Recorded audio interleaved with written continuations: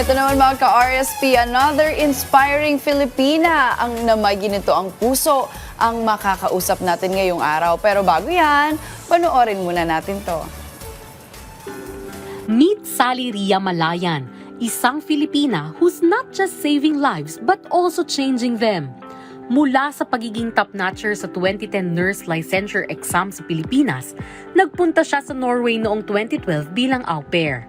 Pero hindi doon nagtatapos ang journey niya dahil noong 2013 ay itinayo niya rin ang kanyang charity organization na the Filipino Helping Society para tulungan ang mga nasalanta ng bagyong Yolanda at para magtaguyod ng pagkakaisa at pag-asa sa mga Pilipino at ibang minority group sa Norway. From saving lives in the ER to building bridges in the community, talagang pinatunayan ni Sally na Filipinos can shine anywhere in the world. Kaya naman alamin na natin ang kwento ni Sally Ria Malayan dito sa She Shines. At kaugnyan makasama po natin si Sally Ria Malayan. Good morning and welcome sa Rise and Shine Pilipinas. This is Prof. Feet together with Meiji. Happy New Year! Happy New Year po and good morning, Profi, and sa lahat, and sa other hosts, and sa lahat po ng nanonood. Magandang umaga. Happy New Year, Sally. So, pwede mo bang ikwento sa amin? Very interesting yung kwento mo, no? From being a top-notcher and then you went to Norway. Paano ba nagsimula yung Filipino Helping Society mo dyan sa Norway? At ano yung naging inspirasyon mo sa pagtatag ng organization na ito? Okay, so, ayun nga po. Long story, no? So, 2010, I passed the board exam, made it to the top.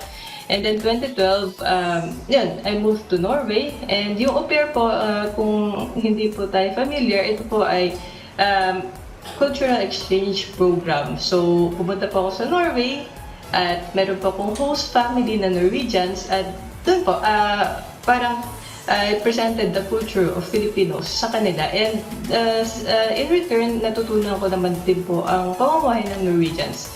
Pero hindi naging madali because my aim was to become a nurse or practice my nursing profession here also.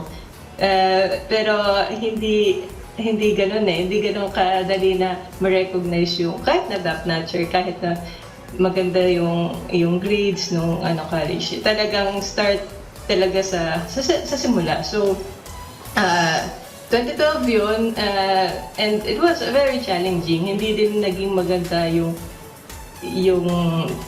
chemistry ng family. But then, yun nga, dumating 2013, November, Yolanda, or yung Haiyan, struck yung Philippines, yung bansa natin.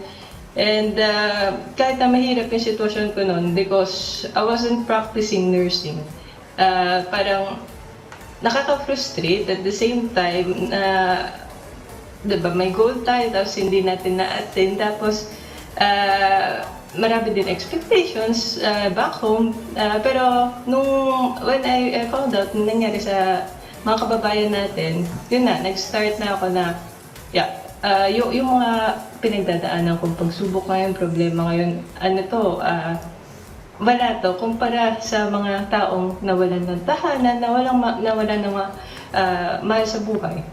So, dun ko nasimulan, 4 days after, November 8 yung sa Haiyan or sa Yolanda, November 12 na establish yung dati pang tawag Tapit Kamay Bangon ng Pilipinas. And then, gathered help. Kahit na wala pa akong masyadong network dito, ang pinaka-focus ko nun is to send help. Actually, nakapag-gather tayo ng help, hindi lang sa Norway, sa Denmark, neighboring countries dito sa Scandinavia, and then sa other Asian countries din. And then I flew back to the Philippines, first time. The same, bago ako mag 1 year dito sa Norway, to really personally give the help. And we were able to help 1,000 families during that time. So, yun yung simula pa lang. And stop na lang ako kasi pwede ako magsalita ng dire-diretso, no? So, and then later on my journey, I was trying na makapag-practice. So, nag-aral hanggang sa, yun, yung organization, active siya the year after the Yolanda, and then nagkaroon lang ng onting pause because maraming requirements dito.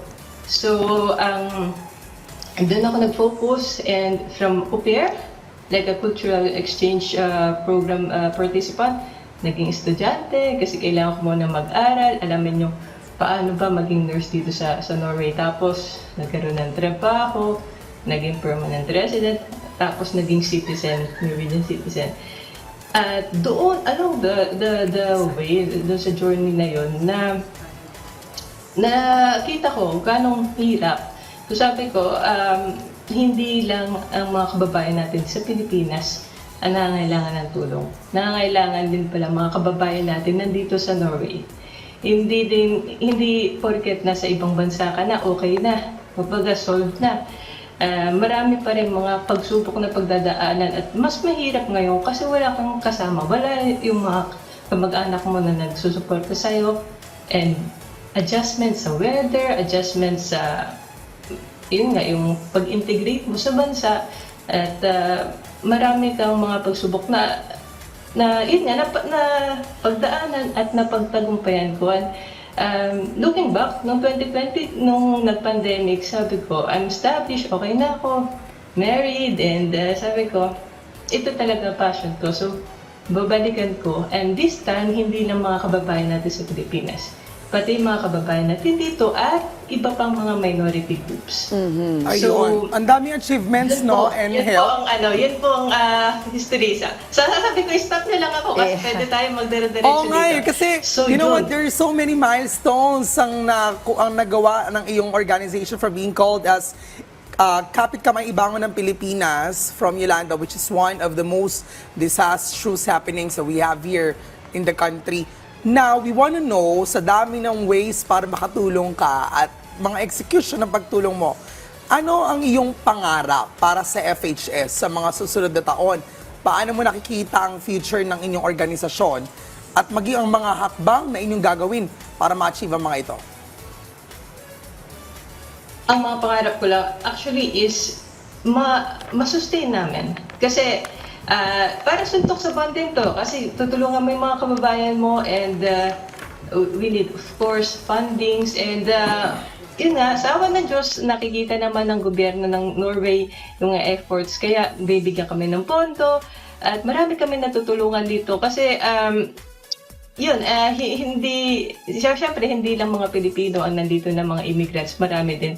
So, yung mabigyan kami ng sapat na attention, sapat na suporta, mahalaga na yon. At wala naman akong magarabong pangarap para sa organisasyon, kundi patuloy na makatulong. Kasi meron hanggat meron pumapasok na mga kababayan natin dito at iba pang mga minority sa Norway, patuloy yung pangangailangan. So, masustain lang, magtagal hanggang maipasa siguro sa mga susunod na generation. At ma-spread din yung kasi ang meron sa amin sa FHS is helping cycle. So, tutulungan ka namin sa anong mga kailangan mo, like the integration, language, kasi Norwegian, di ba? And in return, ibigay mo lang kung anong meron ka. Kasi yun yung, like I said sa inyo, frustration when I went to Norway, meron akong skills, meron akong amking galing, pero na-set aside dun kasi hindi pa ako approved. So, yun ang ginagawa namin. Anong meron na dala-dala mo mula sa bansa natin? Sige, ilabas mo yan, gamitin natin yan sa mga programa natin dito. At para hindi ka, sabihin na natin mga lawang. At in return, bibigyan ka namin ng mga oportunidad.